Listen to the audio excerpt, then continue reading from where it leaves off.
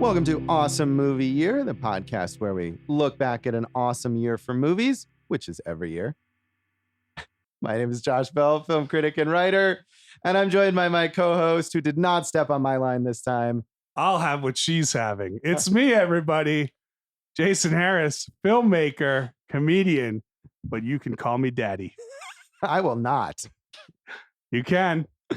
You're very happy because in this episode of our season on the films of 1989, we're talking about Jason's personal pick. What is that? My personal pick, When Harry Met Sally, and let me just say this up front, the best romantic comedy ever made. All right. Bold statement. Although I feel like a lot of people would agree with you. I think so. I think a lot of people would. And I know it was like on the AFI list of, it was the number 6 best comedy, romantic comedy ever made. And you know what I say, AFI? Get your act together. Was it number 6 romantic comedy or just comedy? No, when they did the genres, like 10 best of each genre. Yeah. It was like number 6 romantic comedy. Like, give me What a was break. number 1? Like It Happened One Night? I maybe? didn't even look The because Philadelphia I was so disgusted with it. Wow. Okay. Jason, lots of strong attitudes in this episode about a nice comedy about people falling in love. Yeah, I'm going to defend it with vigilance. I guess so. So yeah, it's a nice movie. Oh, we're going to fight. When Harry Met Sally, starring Billy Crystal and Meg Ryan, written by Nora Ephron and directed by Rob Reiner. It was a big hit in 1989. It grossed $93.1 million on its $16 million budget.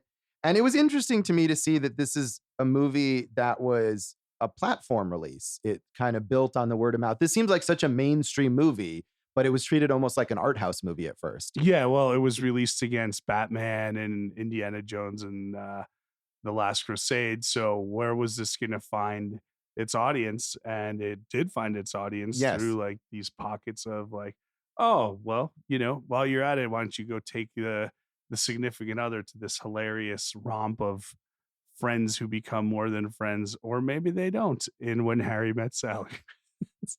Thankfully, Jason did not create the advertising for this film. It would have been spot on. Yeah. Was also nominated for an Oscar for Best Original Screenplay for Nora Ephron, although it did not win. That went to Tom Schulman, Dead Poets Society. And we talked about this in our Sex, Lies, and Videotape episode because Soderbergh was nominated. Oh, yeah. Woody Allen was nominated for Crimes and Misdemeanors. Spike Lee for Do the Right Thing. And those were your 5. That's quite a category. Although I have not seen Dead Poets Society, so I can't speak to that. But otherwise, those are some really good screenplays. Don't let that stop you, Josh. Just talk about it and show a little confidence. I loved the dead poets in it. I thought the society aspect. Yeah, was really something. fascinating stuff. Yeah.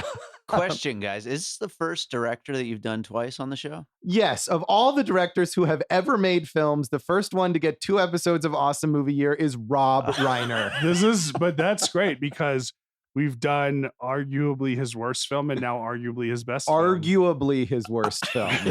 Well, I don't know. Probably his worst film, North, right? I would think so. I'm just saying, and you could argue that this is his best movie. You could argue, yeah. I mean, this is during the period, I think as we talked about in our North episode, this was during the period where he was just making one massive hit classic film after another. Yeah. And that continued after this for a little bit. Yeah. He was just a comet of high quality, excellent films. Exactly. Put that tagline along with your other one in the advertising for this film. So you love this movie. Did you see it? I mean, I assume not in 1989. When did you first see it? I saw it as a young boy. I mean, you could have, I suppose. I asked my my 3rd grade sweetheart to go on a little date. Yeah, no, that's not true at all. That would have been a nice story. I want to be Billy Crystal when I grow up. Yeah, we said we don't know what these orgasms are, but I guess she's faking it well. So yeah. No, the truth is, I saw this for the first time last year, 2019. And it rocketed to the top of your list. And that was pretty amazing because that's 30 years after. And I was just like, holy cow, this feels like it could have been made today. And it's still just as fresh. It's awesome. I love this movie. Yeah. And so you first saw it last year. And now how many times have you seen it total? 2. Oh, okay. I thought it was going to be a larger number. No. But that was a bit anticlimactic there. Although I feel like I delivered that with some good You pause did. there, Yeah, you really did give it some weight there. So yeah, I don't remember. I saw it not in 1989, but not in 2019 either. Somewhere in between those 2 years, I saw it, rented it because it was a well-known classic. And I remember thinking that it was nice back then. I think I didn't have a particular strong response either way. And watching it again, I mean, I enjoy it. I think I definitely don't have the passion for it that you do, but I think it's an entertaining movie. That's cool. I Yeah. mean, you're kind of a heartless human being, and I could see how this would not affect you in the same way as it would other human beings with hearts. That's fair. Human beings with hearts generally enjoyed this film when it was released. It got an A+ from CinemaScore, the audience polling service, and that is about as rare as getting an F. It's hard to get that the highest possible rating, so that speaks to how much people loved this movie. It got 2 thumbs up from Siskel and Ebert, although Siskel, in the parlance of Siskel and Ebert, gave it a marginal thumbs up. Ebert was more enthused about it. In his written review, Roger Ebert said, Harry is played by Billy Crystal and Meg Ryan is Sally, and they make a good movie couple because both actors are able to suggest genuine warmth and tenderness. This isn't a romance of passion, although passion is present, but one that becomes possible only because the two people have grown up together, have matured until they can finally see clearly what they really want in a partner. And then I also wanted to quote this part because this is sort of an ironic assessment here later in the review. Ephron's dialogue represents the way people would like to be able to talk. It's witty and epigrammatic, and there are lots of lines to quote when you're telling friends about the movie. The dialogue would defeat many actors, but Crystal and Ryan help it to work. Their characters seem smart and quick enough to almost be this witty. It's only occasionally that the humor is paid for at the expense of credibility, as in a hilarious but unconvincing scene where Sally sits in a crowded restaurant and demonstrates how to fake an orgasm.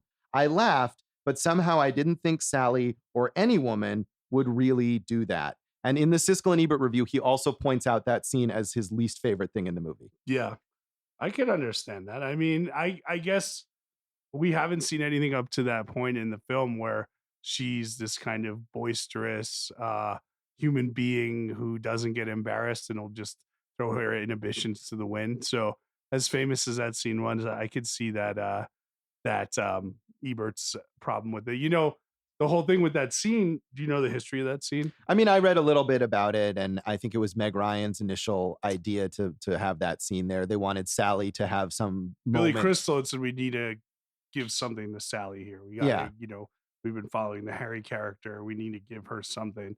And then they said, you know, fake orgasms. Let's do something. That's a funny topic. And then Meg Ryan said, well, why don't I just fake one? And then, you know, they shot it like all day and it's one of the famous iconic scenes in cinema history. Right. I mean, and that was why I wanted to note that, because it's funny that Ebert is so dismissive of it that it became not only like notable from this film, but people who have never seen this film or maybe even never even heard of this film would recognize that scene. Right. I think so. This is the iconic moment of the movie. Yeah. But there are other iconic moments. There are quite a lot. As he says, there are a lot of quotable lines. This movie had a huge impact, which we will talk about more later, I'm sure. More generally positive, Sheila Benson in the Los Angeles Times said, bless Harry and Sally's hearts. Over the course of their 11 years under our bemused scrutiny, they actually talk to each other in splendid, risible exchanges that fly by with the speed and delicacy of a great badminton game. Bless, too, director Rob Reiner and credited screenwriter Nora Ephron for ladling out the pleasure with so generous and tender a hand. It makes When Harry Met Sally the summer's uncorseted, unqualified delight. When Harry Met Sally, the badminton games of romantic comedies. Yes. But that back and forth idea of the banter, I think, is one of the main things that works well about this movie. Probably carries the movie. I mean, it's their relationship and the way they deliver towards one another. Right. Yeah. It's more about the way that they talk than, I mean, they have really good chemistry, but this isn't a movie that is about, you know, sexiness necessarily. It's about the wittiness of the way that the characters speak to each other. Yeah. I mean, there's so much to like about it beyond that. Like the locations and the music, but we'll get to Yeah. But I think that is really the core of the movie.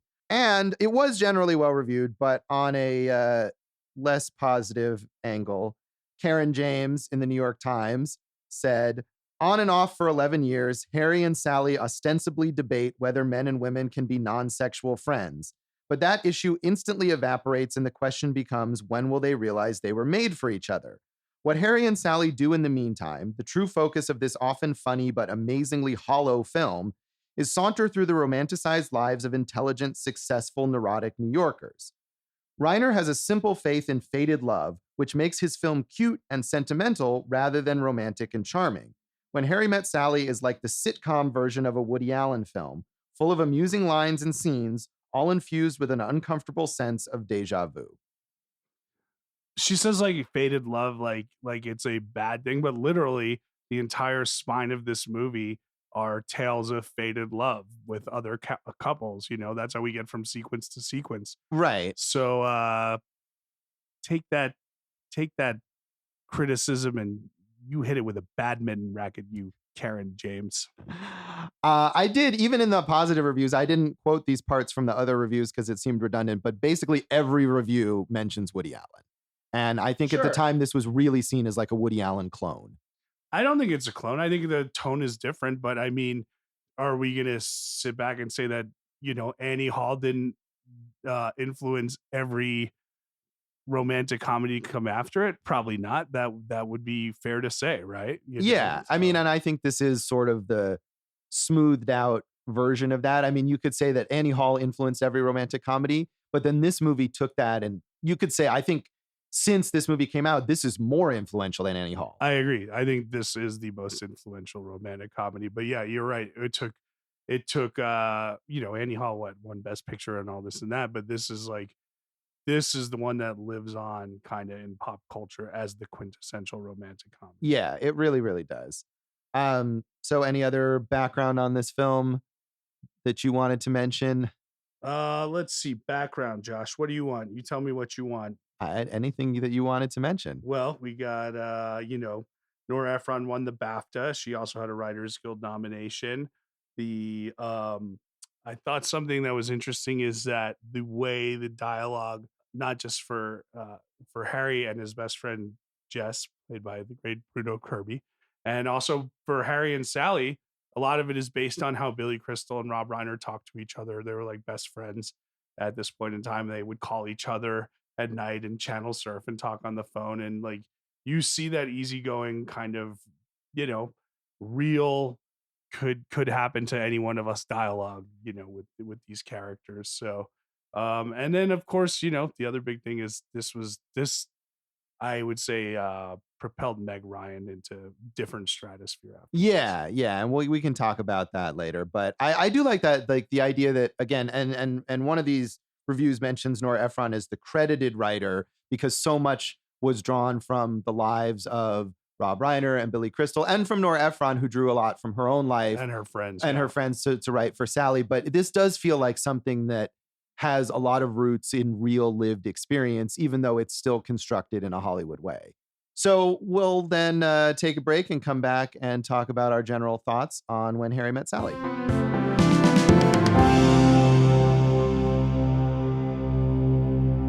Welcome back to Awesome Movie Year. In this episode of our season on the films of 1989, we're talking about Jason's personal pick, When Harry Met Sally, Hooray, which he loves. Jason. Hooray for Jason! Hooray for Harry and Sally! So what do you love most about this movie? Just everything worked for me, from that the intro scenes where you're seeing like these kind of faux documentary style couples talking about how they fell in love, to it's all sequential. We see Harry and Sally, and the first thing we see is Harry kissing another woman and then Sally driving up. And you're like, what? Wait, I thought this was about, the two of them, right? And then the first sequence is them driving from Chicago to New York after college, and they don't get along. And then it cuts to 5 years later and they meet, and the second sequence all takes place in an airport and on an airplane, and they don't get along again. And then it's not until the third sequence where we start to see them after bitter breakups, like kind of in a different phase of their life, and their early 30s. That's when they start to become friends. And it just defies all the convention of, hey, we're meeting, it's a meet cute, we like each other, but we're angry at each other. And like the friendship of this really kind of comes through, which is the point, right? Can man and a woman become friends and just be friends? And that, I could see that as an argument at the end, like, well, you showed that they couldn't, But I feel like this takes everything about romantic comedies and like kind of topples it, and everything works. I don't think there's one thing in this movie that doesn't work. And it's hilarious. The dialogue's hilarious and the performances are great. Music, the setting. I mean, this is such a great New York movie. Like, tell me what you didn't like. Well, I mean, first of all, I want to say that I did like the movie. I mean, I don't like it as much as you do, but like I said before, I think it's very entertaining. I think the biggest strength is it is quite funny.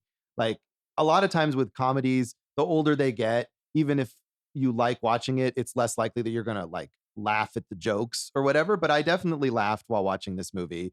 I thought it was funny. And the two leads have good chemistry. I'm not a Billy Crystal fan at all. And I still thought that they worked well together. See, I know you're not a Billy Crystal fan, but like in this role, was there something that you thought he didn't accomplish? I mean, I think Billy Crystal in general is very shticky, and there's parts of him. The one scene where he does the funny voice between Harry and Sally, where he says, "Now we're going to talk in this funny voice," and they go back and forth with the funny voice. That to me was like the epitome of what I find annoying about Billy Crystal. I don't know. I know you always mention alternate casting possibilities. I don't remember who else was in the running, if anyone. Maybe not anyone, because I got it was, him listed, buddy. Was based on the life of, in part, the friendship. But I could see enjoying this movie just as much, if not more, with a different person in that role. Well, here were the people. Okay, if we want to go over it this early. Okay, Tom Hanks turned it down. Yeah, and then 2 years later did like Sleepless in Seattle, right. Said this was too much of like a lightweight role. They said Michael Keaton was up for it. We all love Keaton. Michael Would have been fantastic. Yeah. I think the one that I saw on the list that I thought would have been great was Albert Brooks. Yeah. Who is kind of Billy Crystal without the shtick, I could say, maybe. I mean, he's almost maybe too close to Woody Allen, though. That would get those comparisons even stronger. I guess. I think Albert Brooks is like his own personal genius. Yeah. And then the other names I saw, we all love Bill Murray, 89. This would have been an interesting. Yeah, I don't know if that would have quite worked for Bill Murray. The Dude, Jeff Bridges, not sure how that would have gone. I could have seen that. Yeah, and then comedy superhero Harrison Ford. Yeah, that would have been a bad idea. So some of those I think would have been good. Sally? Yeah. Yeah, I would know if a woman faked with me. That's not a bad Harrison Ford impression. Then the women, and then he offered it to Susan Day, LA Law. Right? Yeah, I'm not that familiar with her. Yeah, Elizabeth Perkins, Elizabeth McGovern, and almost went to Molly Ringwald, which would have been interesting in the late 80s. Yeah, because that would have been a very different, a very mature part for her, I'd say. Right, and there is an age difference. I think Billy Crystal in real life is like 13 years older than Meg Ryan, and they're not meant to be nearly as far apart. But, this movie takes place over such a long period of time that maybe in the beginning of the movie, Billy Crystal is playing much younger than he really is. And toward the end of the movie, Meg Ryan is playing a little older than she really is. And it kind of balances out. Yeah. And this goes back. I know you're not a Billy Crystal fan, but I mean, he had a major run there also, this and then City Slickers and, Analyze This, whatever. But no, I thought he was very good. The one criticism I saw is like, was he able to be vulnerable enough? And, I thought that was a fair criticism, but at the same point in time, he was, a depressed person who had trouble letting people in. So how vulnerable can you be if you don't let other people in? Right. I mean, I think eventually you have to accept that he's let Sally in order to buy into their relationship. Yes. But I think it's okay that he expresses, like the character expresses his vulnerability or expresses his depression in a different way. He gets kind of like numb to things when he's feeling terrible. And whereas Sally, when she has, that big scene when she finds out that her ex is getting married and she's crying, she's much more demonstrative about her emotions. But you can tell, I think the movie does get across that both of them have these moments of real despair at different times over their past Sure, relationships. but and the way it works is the way they set up the characters. Where in that first sequence, he says, you don't really have a dark side, and she's, I have a dark side. I'm like, no, you're too busy being happy. And she's like, there's nothing wrong with being happy, and that's what we kind of see through these characters. But I mean, there's just so many. We mentioned the "I'll have what she's having," which the line from Rob Reiner's mother, Yes. Estelle Reiner. But there's so many incredible scenes in this. The scene where after Harry and Sally finally sleep together, and they both call their best friends, Jess and Marie, played by Carrie Fisher, and they had to shoot that on 3 sets. It took 60 takes or 61 takes because it was like this overlapping dialogue, like kind of throwback to those 1950s movies. And I just thought like all that, and the stuff with Harry and Sally on the phone working, the stuff with the 2 guys at the Giant game where he's talking about his divorce, but they're and they have to do the wave. That's a very funny scene. Yeah, there's just so much stuff. Harry's in a good mood. They're shopping for the wedding. They're at the Sharper Image, and they're singing Oklahoma when he sees his ex-wife. Just everything worked for me. I don't know, man. And like I said, I've watched it more than once now. And it's just as lovely now as it was last year, the first time I saw it with my 3rd grade sweetheart. Right. You're gonna make up a name for her? No, I remember in 3rd grade, Corinne Palmer. All right. Moved from New Jersey to like Tennessee, and probably missed out on that boat there. Yeah. Shout out to her. If you're listening, Corinne. Hello. That wasn't creepy. So, I mean, I think I like all those things that you mentioned. If you want to get into stuff that I didn't like, I mean, I do think on the level of, I don't know if it's about Billy Crystal's performance or the writing, and maybe it's on purpose, but I didn't like Harry in the first. I thought he was obnoxious until they get to the point where they meet the 3rd time and he's kind of a broken person. So did Sally. Right. That's the point. Right. So maybe that is the point, but it took work to get me on the side of wanting them to be together, I think. I mean, he was a cocky young guy who was living up the life in New York City, and then he got married, and he had to be broken to be more sympathetic. And he and Sally probably couldn't have been friends, the first time they met, based on where they were. And it took those heartbreaks for them to be able to get to know each other. But that's what I think is so brilliant about this movie, right? Like, they're not friends till like a half hour in, and then you get all those fun and game scenes where they're just walking through the park or they're at a restaurant, and every bit of dialogue they have with each other is just so good. Like, it's just, you learn something about the character each time and how they relate to one another, and just like they're a perfect fit for each other's lives, even if they just stay friends, which was the original ending. Right. And which I think also would have been a much better ending. I think that both Nora Ephron and Rob Reiner wanted that too, but then they said, hey, we're making a movie in this. Right. It has to have the Hollywood ending. But it wasn't earned. I thought the ending as it is earned. Yeah, the ending is earned. I mean, I think that's another thing that kind of bugs me, and I don't know if I should blame the movie, but the movie places so much emphasis on the idea of like whether men and women can be friends, and not just whether Harry and Sally can be friends, but whether men and women in general can be friends. And the way that the ending is structured, the movie is essentially saying that Harry is right in the beginning of the movie when he's at his most obnoxious, that men and women can't be friends, and that the only way for Harry and Sally's relationship to ultimately work is for them to get married. And that I kind of was irritated. Like, I'm fine with rooting for these particular characters to get together romantically and not just be friends. But the way that it extrapolates that to all relationships, I found a little irritating. Well, I mean, there was a moment after the 2 had slept together where Harry, at the wedding for Marie and Jess, where Harry asked Sally if they could just go back to being friends, and she was the one who said no at that point. Right. Well, I'm not blaming one of the characters. I'm blaming the movie for sort of pushing that perspective. And in part, it's because it became such a sensation, and that's not the filmmaker's fault necessarily, that people maybe buy into it more because of this movie. Yeah. But that scene is so great where, I forget how he starts it, but he makes a metaphor about a dog, Right. And she goes, is there a dog in this metaphor? Yeah. Am I the dog?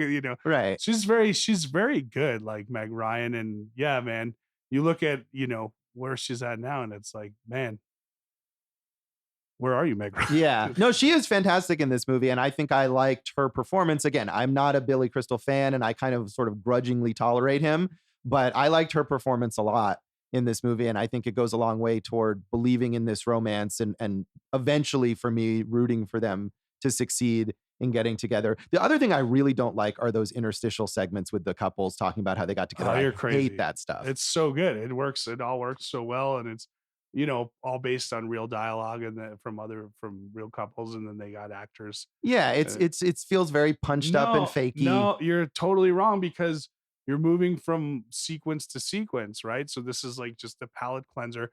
But you don't want to see, okay, have a nice life. And then it like just goes to the screen 5 years later. And then we see them. We need that minute in between to like clear the palate, I think. I mean, I think it would have been fine to just transition because that 5 years later is like a slap in your face. You're like, whoa, they really didn't see each other for 5 years. And if that happens immediately, I think there's a real transitional effect there. But also, like, you could have put something else there in the middle if you wanted. And I just think this movie, like, one of its strengths is the way it feels natural. And those and also the way that, I mean, maybe not now because it's so famous, but if you were watching this without any knowledge of it, that you maybe don't know whether Harry and Sally are going to get together romantically or they're going to be friends or what's going to happen with them, and putting those scenes of those long married couples and their cutesy meet cute stories in there kind of gooses it and takes away from the naturalistic feeling of it. No, you're 100% wrong because they are real stories, one, and because that ties into the ending. The ending is those two on the couch. Yeah, which I could have done without that too. I think it works great, and that was an improvised scene. There was no script for that one. Yeah, I watched some of the like deleted elements of that, and you can definitely tell that they're improvising, and Billy Crystal is kind of going off and making her laugh, and that's fine. But yeah, it all plays out so well. It's a perfect bookend. So you're wrong, and we all think so. Yeah. Right, Dave? No comment. Dave, have you seen this movie? Many years ago. It's Get great. Out of here, Dave. It's great. It's a good movie. You agree with me? I'm in the middle somewhere between you guys. Look, one other scene that I wanted, which is like, I think maybe my favorite scene in the movie, is they're at a New Year's party and they're like just each other's date because neither of them have a date, and they're like really comfortable friends and they're dancing and they're cheek to cheek, and like you could tell that's the moment they realize like, oh, I love this person, and not in a platonic way. And they both do such a good job of getting that across on their faces, and then it doesn't just jump to like, oh, we got to be a couple. They still try to like respect their friendship and, kind of ward that off and fight that off. And I just think that scene is like one, like, I know we gave Rob Reiner a bunch of crap for North, but like he directed the hell out of this movie. And that scene in particular is just amazing. Yeah, that scene is very good. And like I said, I like this movie overall. I think it has a lot of strengths. You asked me what I don't like about it. And to me... Right. Well, if we just went back and forth and I was like, I like this, and you were like, I like this too. Well, I just want to make it clear that I do think this is a good movie. And I think you're right, that Rob Reiner really does direct the hell out of it, and that the writing is fantastic, but he brings it to life in a way that, you have to give him a lot of credit for it. And the performances too. And I think Carrie Fisher and Bruno Kirby, as you mentioned, as the best friend characters, add a lot to this as well. Yeah, they're both really fun. I like them both. Yeah, I loved Carrie Fisher's Rolodex that she breaks out. A little wacky. To find Sally someone that she can date when she's just broken up with her longtime boyfriend. Well, how about that sequence where, this happens after they've, kind of realized they love each other, but they're like, well, we should, Harry wants to fix Sally up with Jess, and Sally wants to fix Harry up with Marie, and they go out to dinner, and it's clear that the chemistry is between Jess and Marie. And I think the way that was done was really, really done well too. And they eventually both agreed to their friends, yeah, you could call them, just don't do it tonight. And then they Jess is like, taxi, I'm gonna go, and then she's like, yeah, I'll go too, and then they just leave, and now they're together forever. Right. Yeah, I like that. I mean, and that's, I think, one thing that's tough in a romantic comedy that maybe this movie sort of, maybe not invented, but really like pushed the sort of the best friend characters who get together, but it's like in the background of the main characters. Yeah. And a lot of movies do that in a very like not believable way. But I felt like even with the minimal amount of screen time they have, I could buy into those two characters getting together and their story kind of happening in the background. I think so. And the argument over the wagon wheel table that that's good stuff. That Harry and Sally, like you said, there's tons of quotable lines in here. This was one of the first movies to talk about stuff like a transitional boyfriend, girlfriend, or fake orgasms. And I just think, to me, like I said, everything worked. And, this was also like kind of the breakout for Harry Connick Jr., who took a bunch of standard songs and Harry Connick Jr. them up, man. Yeah. I mean, I think that's another way that this movie gets compared to Woody Allen, is that not only in the New York setting and the dialogue and the romance, but I mean, the use of big band jazz music on the soundtrack. I mean, it makes sense to do classic love songs for what, they're telling as a flipped on its head classic love story. Yeah. I mean, I'm not saying it's bad, but I think there's just so many elements of this movie that like invite those Woody Allen comparisons. But I know, and I love the locations, very cinematic. You see him walking through probably Central Park in the fall, which is the poster, and, just New York in the winter with the Christmas tree. And Rob Reiner said he wanted like all these beautiful locations because these two are so in their own little worlds that they don't even notice all the beauty going on outside of them. And, like Harry's apartment, you got that view of the Empire State Building. Just, it's all there for me. I'm right. You're wrong.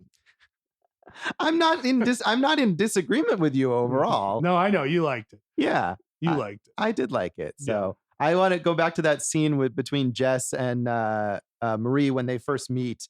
And the big spark moment is when Marie quotes a line that turns out to be something that Jess wrote. Have you ever had someone quote you back to you as a writer? Right, that's what he said. No one's ever quoted me back to me. Yeah. I've had people reference stuff that I've written back to me. I've had people quote my jokes to me, which I always like because I have a huge ego as a comedian. No, because it's fun when people remember your jokes and reference them to you in real life. So that's the closest I'd say. Yeah. How about you? I don't know. I was trying to think if that had ever happened. I mean, not certainly in like a romantic context, but it's possible, but not that I can recall. I had Josh, this. I had a joke that I used to do about the television show BET Uncut, and the punchline had me kind of in a rap mode singing pour some champagne on that ass, and people love quoting that back to me. So. You used to have some t-shirts with that slogan on them. If you want one, guys, holler at me. There's still some left in the box. Just hit me up on Twitter at jharriscomedy.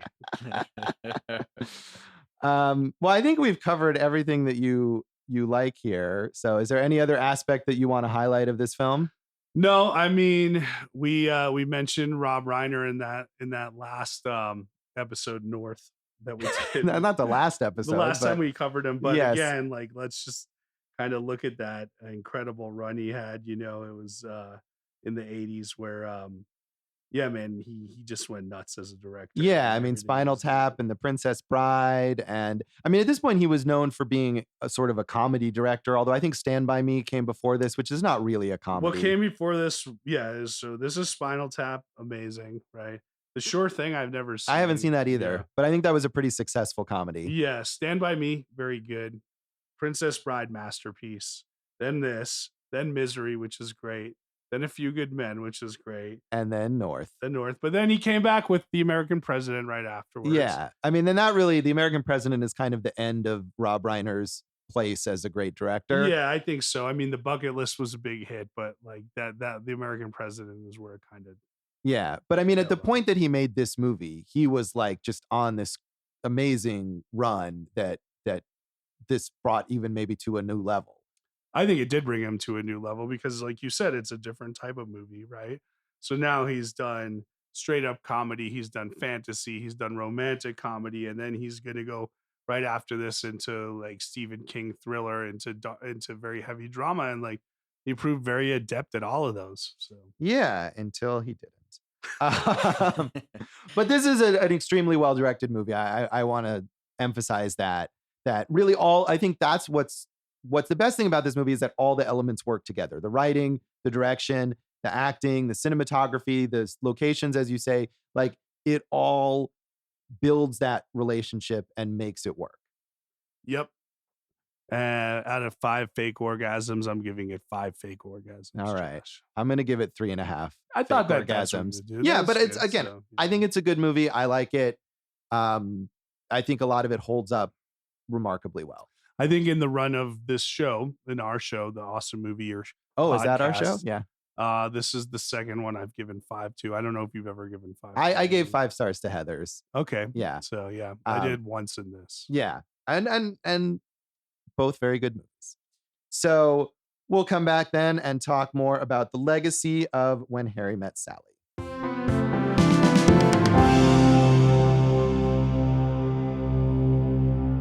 Warning, do not listen while hungry. Hi, my name is Stephanie Barajas, host of All Rice, No Beans, a podcast all about restaurants and the people behind some of your favorite spots to eat, where we talk about how they started, all the ups and downs, and my favorite part, the food and drinks. Ooh, and let's not forget about the desserts. So subscribe to Apple Podcasts, Spotify, or wherever you listen to podcasts. Also, follow me on all social media because I have the pictures of all the food. And if you want to be on my podcast and you're a restaurant owner or in the business, email me at allricenobeanspodcast@gmail.com. And remember, you were warned.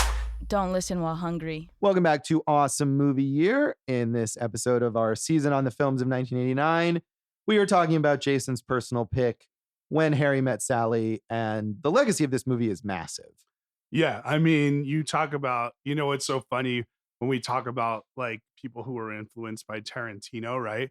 It's like, well, without even knowing it, they're influenced by Martin Scorsese because Quentin Tarantino is so influenced by Martin Scorsese. So I would say right now we're in like literally that third generation of like this. And I know some, writers have said this movie has influenced every romantic comedy that's come since.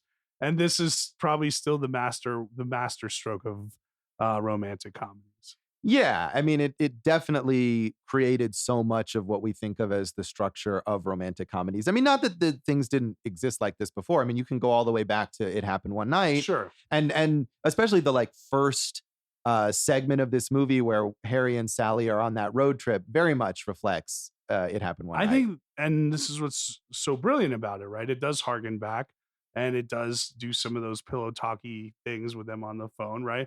But it it felt so fresh and still feels very modern, and like even going into like, I'm thinking like, if not my favorite show, probably one of all of our favorite shows of all time is Seinfeld, right?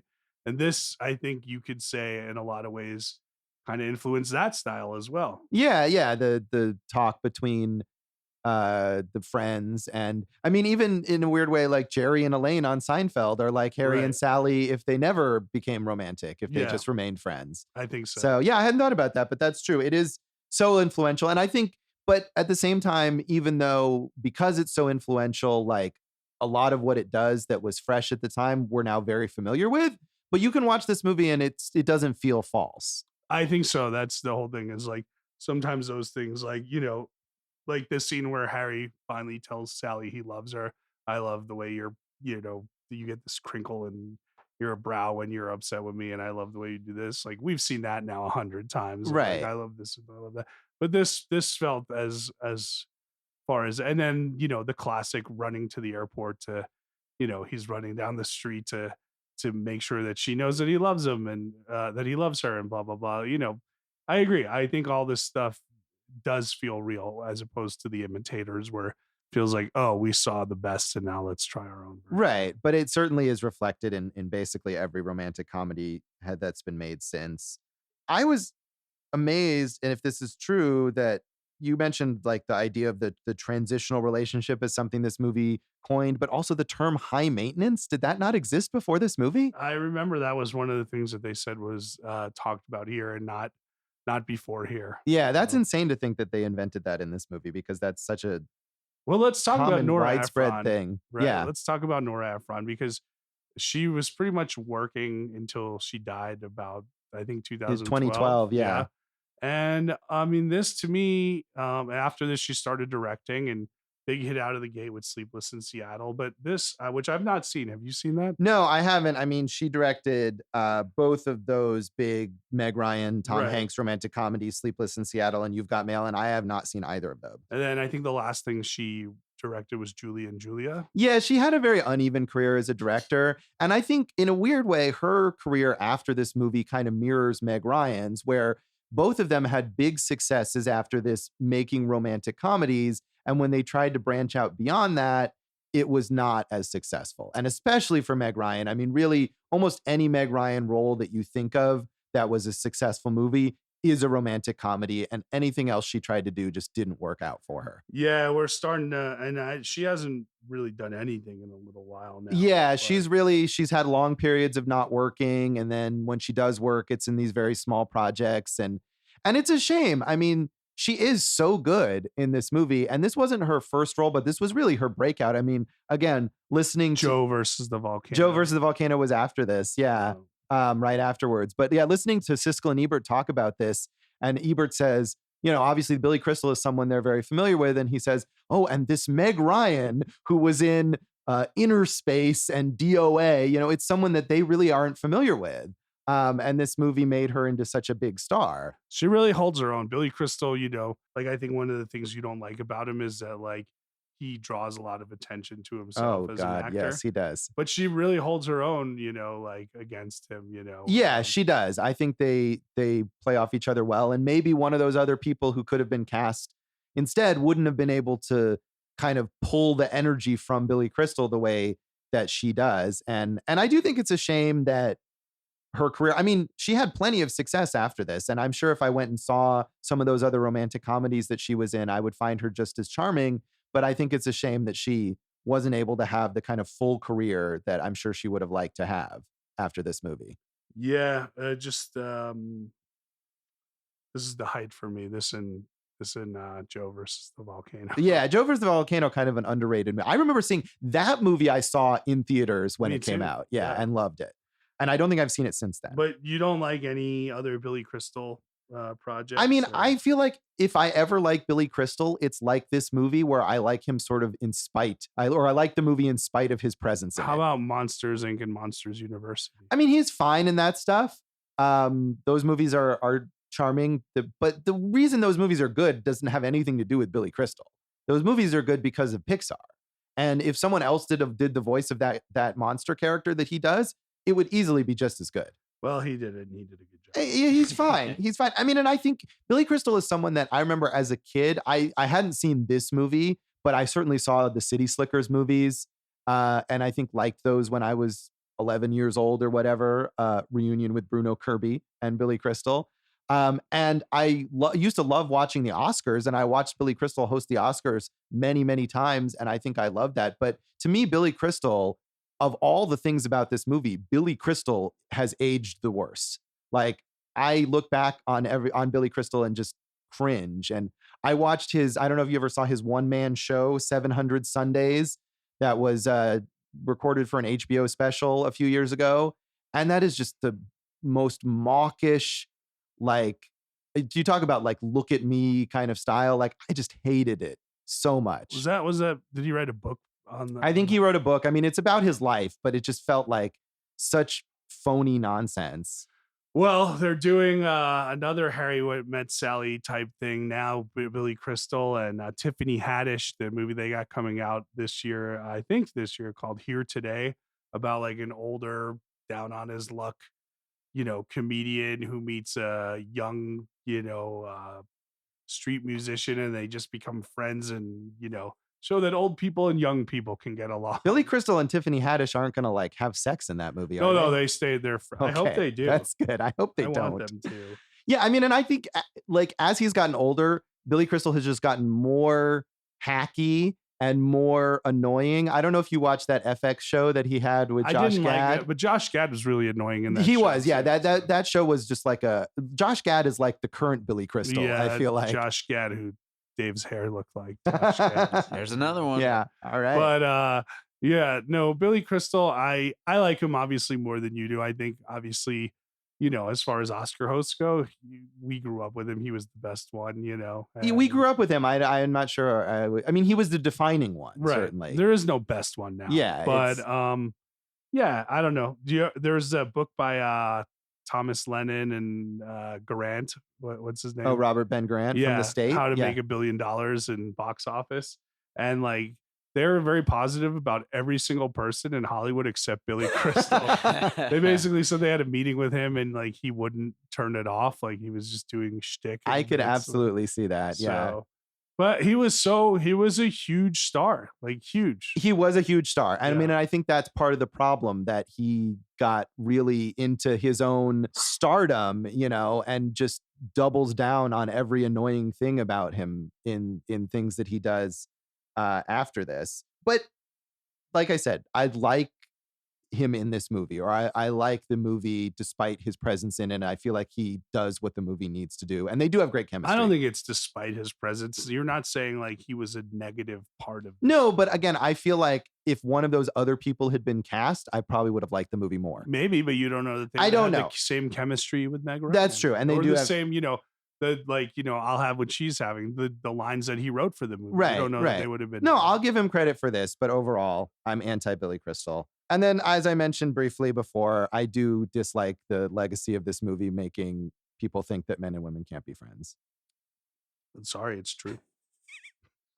I disagree, Harry. Yeah, no, I don't really think that's the point of the movie. Like we talked about, that was not the end, the original ending.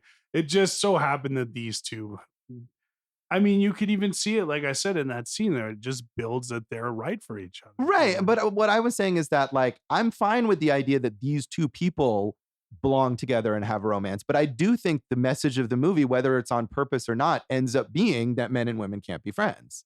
Yeah. And I just am annoyed by that as a person with a lot of female friends. I mean, what are you bragging now? That I'm not bragging. I'm saying that this movie perpetuates a certain kind of toxic attitude, even though it maybe doesn't mean to. Toxic attitude? Come on, man. Yeah. No way. Get out of here with that. No, I mean, again, I'm not saying that was the intention, but I do think that because of the widespread popularity of this movie, that it perpetuates that idea, which is a sexist idea. I think you're overlooking it. That I think in this one instance, it turned out that they were friends and then they became more than friends. But I don't think they're making the statement on all men and women. So take that back to your woke convention and argue over it there. I mean, I think just on a personal level, it's something that annoys me about the movie. Forget about society. Yeah. Okay. I don't agree with you. And I think I don't think this would have found its place in pop cultural lore had they not ended up the way they did. Right. And I think that is part of the problem. But I'm saying the reason that it worked is because it was all earned. So I think it's you're earned, part of the problem. No, it's earned in the context of those characters, but I think the movie as a whole... Well, the movie's about those characters, Josh. Right, but it's not called When Man Met Woman. But it is, in a way, When Man Met Woman, because of the way that it makes these broad statements.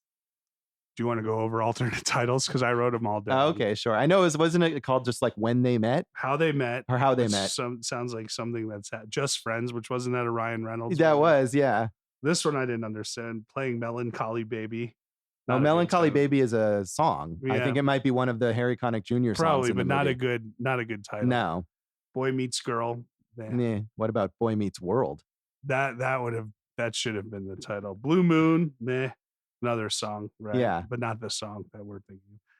Words of Love, boring. It Had to Be You. That's the one that would have made sense. Yeah, and then another song. Yeah, but that song is iconic in this film. And Harry, This Is Sally. So. Oh, yeah, that's not a good title. Yeah, this worked. This movie worked as When Harry Met Sally. It did. And not when every man and every woman tried to be friends. I agree. It works as When Harry Met Sally. It doesn't work when it broadens its perspective. So that's When Harry Met Sally. Sure. That's this episode of Awesome Movie Year. Follow us on social media. Follow us on social media, especially me. Not so much Josh. Yeah. You don't need to hear what I have to say. No, he's just going to talk about how every single microcosm of a relationship between two people definitely conflates to the macro of every relationship between every person. That is what I tweet about all the time. It gets confusing. Yeah. I'm on Twitter at jharriscomedy. I'm on Facebook and Instagram at Jason Harris Comedy. And I'm on the web at gopherjason.com. We're on Twitter at Awesome Movie Pod and on Facebook and Instagram at Awesome Movie Year and on the web at awesomemovieyear.com. I am on the web at joshbellhateseverything.com, on Facebook at Josh Bell Hates Everything, and on Twitter at Signal Bleed. And listen to our producer, David Rosen's awesome podcast, Piecing It Together. You can find us wherever you listen to this podcast or also on social media at Piecing Pod. And you can also join the Facebook group, Popcorn and Puzzle Pieces. What do we have next time, Jason? I'm excited for the next episode, Josh. I would be upset if you weren't. Well, I mean, there are definitely movies we do that, you get a little more excited about, I'd say. Right. And this one, I think what's exciting is neither of us really know anything about it. It's the Sundance Film Festival winner of 1989, not Sex, Lies, and Videotape, which did not win, but a film called True Love, which was not an alternate title for right. But maybe we'll talk about some similar issues. So tune in next time for True Love. Thanks for listening to Awesome Movie. Thank you for listening to Awesome Movie Year. Make sure to follow Awesome Movie Year on Facebook, at Awesome Movie Pod on Twitter, and at Awesome Movie Year on Instagram. And if you like the show, review us and rate us with 5 stars on Apple Podcasts.